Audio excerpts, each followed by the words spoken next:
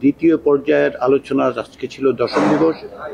আমরা তিনটি বিষয় নিয়ে আলোচনা করতে চেয়েছিলাম এবং সেভাবেই সূচি নির্ধারিত হয়েছিল। এর মধ্যে দুটো বিষয় আসলে পূর্ববর্তী আলোচনার অব্যাহত বিষয় ছিল। এর একটি হচ্ছে আদালতের বিকেন্দ্রীকরণ, বিচার ব্যবস্থার বিকেন্দ্রীকরণ।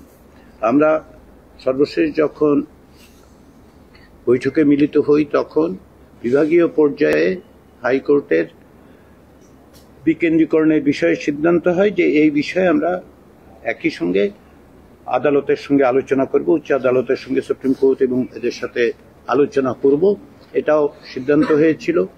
আমরা যে বিচার বিভাগকে বিভাগীয় পর্যায়ে নিতে চাচ্ছি সেই ব্যবস্থার ক্ষেত্রে আদালতের সাথে কমিশনের পক্ষ থেকে এবং বিভিন্নভাবেই এই আলোচনা হবে। আজকে আমরা তারই দ্বিতীয় পর্যায়ে যেটা হয়েছে সেটা হচ্ছে উপজেলা পর্যায়ে অধস্তন আদালতের বিষয়টি বিবেচনা করা হয়েছে। এটা হচ্ছে নাগরিকের কাছে সুবিচার পৌঁছে দেওয়ার জন্য ঐকমত্য কমিশন এবং পূর্ববর্তী কমিশনগুলো যে প্রস্তাব এবং রাজনৈতিক দলগুলোর যে কমিটমেন্ট সেটারই আসলে প্রতিফলন ঘটেছে। এই ক্ষেত্রে আমরা যে বিচার বিভাগ বিকেন্দ্রীকরণের বিভিন্ন রকম পদক্ষেপের ব্যাপারে একমত হচ্ছি। আজকে জাতীয় ঐকমত্য কমিশনের সাথে আলোচনায় অংশগ্রহণকারী রাজনৈতিক দল ও জোটগুলো উপজেলা পর্যায়ক্রমে অধস্থন আদালত সম্প্রসারণের ক্ষেত্রে একমত পোষণ করেছে। তবে দল ও জোটগুলো অধস্থন আদালত সম্প্রসারণের জন্য কিছু বিষয় বিবেচনা নেওয়া প্রয়োজন বলে মনে করে এবং সেগুলো আমি আপনাদের জানাচ্ছি। কিন্তু প্রথম প্রধান গুরুত্বপূর্ণ বিষয়টি হচ্ছে যে জাতীয় ঐকমত্যের ব্যাপারে রাজনৈতিক দলগুলো উপজেলা পর্যায়ে অধস্থন আদালত সম্প্রসারণের ব্যাপারে একটি ঐকমত্যে পৌঁছেছে।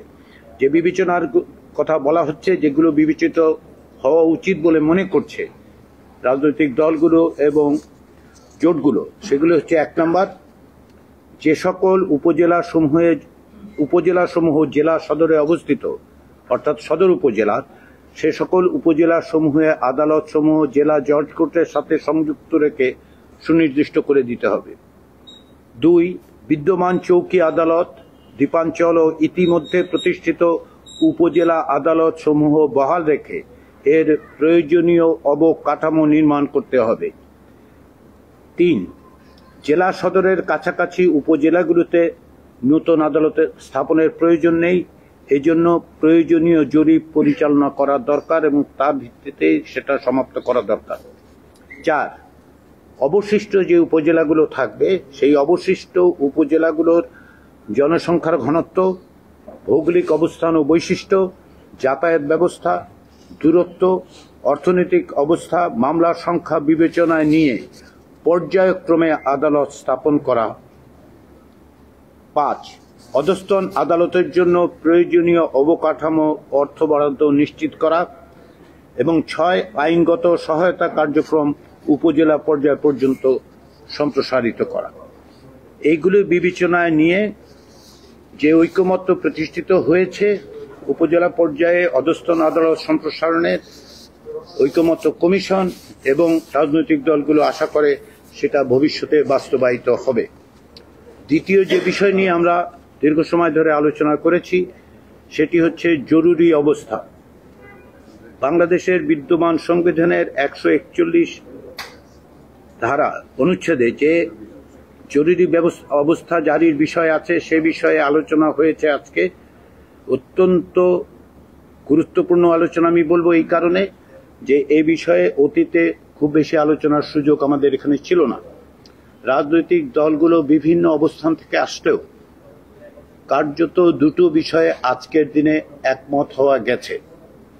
এর একটি হচ্ছে এই যে বিদ্যমান সংবিধানের 141 যে অনুচ্ছেদ আছে তার ক, খ, গ সমস্ত কিছুর ক্ষেত্রেই এইটা সংশোধন, সংযোজন, বিযোজন, পরিবর্তন করার ব্যাপারে ঐকমত্য হয়েছে, একমত হওয়া গেছে।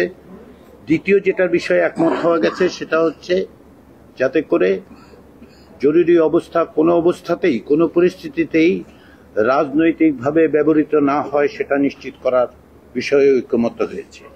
তারপরেও আমরা যেটা সিদ্ধান্ত নিয়েছি যে আজকেই আমরা বলছি না যে 141 ধারার অনুচ্ছেদের বিষয়টা এইখানেই নিষ্পত্তি হলো। রাজনৈতিক দলগুলো এটা নিয়ে যেহেতু একটি সুস্পষ্ট প্রস্তাব ছিল জাতীয় ঐকমত্য কমিশনের পক্ষ থেকে, প্রস্তাবটি আজকেই দেয়া হয়েছে। এটা সংশোধিত প্রস্তাব। তার কারণ হচ্ছে যে অতীতে মূল প্রস্তাবে এনসিসির মাধ্যমে ব্যবস্থার কথা বলা হয়েছিল এই বিষয়ে। তদুপরি সংবিধান সংস্কার কমিশন 141-এর খ এবং গ বাতিল করার কথা বলেছিল, যে বিষয়ে রাজনৈতিক দলগুলোর মধ্যে একমত হওয়া যায়নি। সে কারণেই সংশোধিত একটি প্রস্তাব আজকে ঐকমত্য কমিশন রাজনৈতিক দলগুলোকে দিয়েছিল। তারা সেগুলো পড়েছেন, বিবেচনা করেছেন, আলোচনা করেছেন। দুটো বিষয় আমরা একমতের জায়গায় এসেছি। অন্যান্য বিষয়গুলো খানিকটা আলোচনার প্রয়োজন হবে। আমরা আগামী বৃহস্পতিবার দিন এটা নিয়ে আলোচনা শুরু করব। আমি আশা করছি যে ওই দিন এ বিষয়ে সুনির্দিষ্টভাবে, সুস্পষ্টভাবে কতটুকু আমরা একমত হলাম সেটা আমরা বলতে পারব। আজকে যে তৃতীয় বিষয়টি ছিল সেটি হচ্ছে নারী প্রতিনিধিত্বের প্রশ্নটি, সেটা আমরা আলোচনা করতে পারিনি সময়ের অভাবে।